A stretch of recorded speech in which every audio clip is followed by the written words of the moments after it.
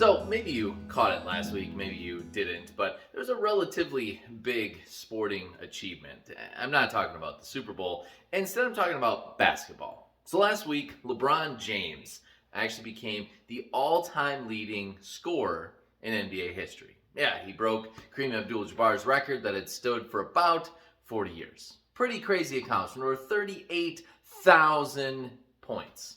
I mean, that's a lot of baskets. But what it got me thinking about, and what I wanted to talk about today is, did you see the picture? So one of the sports famous photographers ended up taking a picture with LeBron James fading back right as he's about to shoot. In fact, here's a look at that picture right now. Now, as you look at that picture, what do you notice? Yeah, you see the crowd. I mean, there's the people there. Yes, there's the stuff going on in the basketball court, but focus in on all those people in the stands. You notice what they're doing? Yeah, all of them have their phones up. They're not really watching the play. Most of them have their phones just like this as they are recording or taking a picture and capturing that moment that they were at. Now, I've had the privilege of going to a number of different sporting events. I actually got to go to an NBA Finals game. I've been at some amazing concerts. And anytime I'm at these events, I see that happening. I see lots of people with their cameras, with their phones up, and they're just looking at everything through their phone as they record it or they take pictures. And I think it's kind of funny. I mean, I think of this LeBron James thing. There was, people who spent hundreds, maybe even thousands of dollars to get a ticket to be in the arena for that evening. And then when the big moment finally happened, when the whole thing was going to go on, they captured it on their phones. Most of them were not even looking themselves. They were seeing that amazing activity through their phone. It got me thinking, just in life, how do we sometimes do that as Christians? When do we sometimes miss the boat on different things? Because sometimes we're guilty of that too. We won't really be present with people. Instead, we're on our phones or we're looking at something else and we're missing the world around us.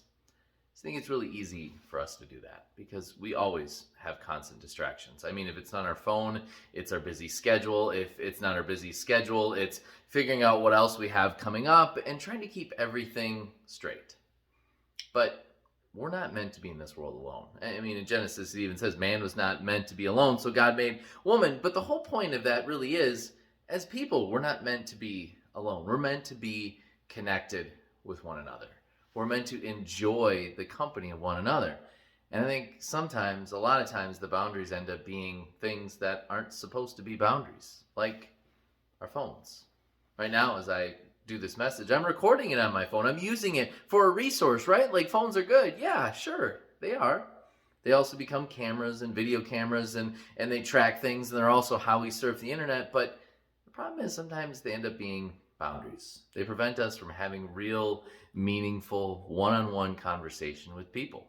Because instead of talking to them, we're looking at our phone, we're playing a game, we're doing something else.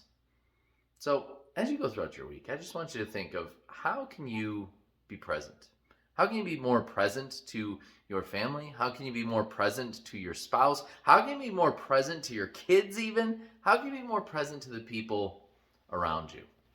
Because the great thing is, and what I believe is, that God has all of us intricately woven together. And we're meant to be together. God made us that way. So every once in a while, we need to put our phones down.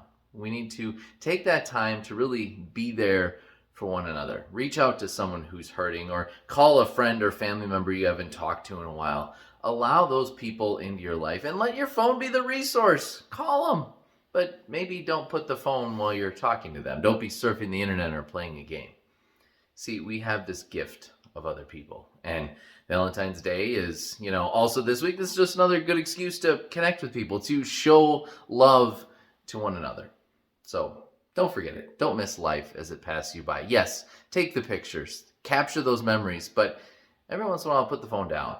Have a good conversation with a friend. Soak that in and soak in the gift that they are, because that's the gifts that God has given us, one another.